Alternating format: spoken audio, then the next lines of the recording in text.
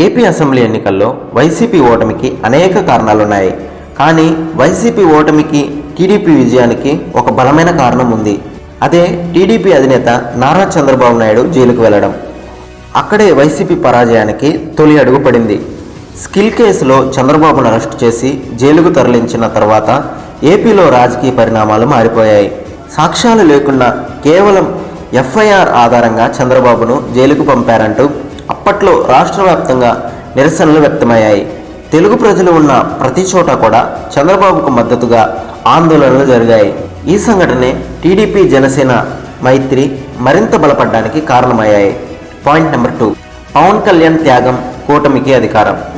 చంద్రబాబు జైల్లో ఉన్న సమయంలో ఆయనను పరామర్శించేందుకు జనసేన అధినేత పవన్ కళ్యాణ్ బయటకు వచ్చిన తర్వాత టీడీపీతో పొత్తు పెట్టుకుంటున్నట్లు బహిరంగ ప్రకటన చేశారు.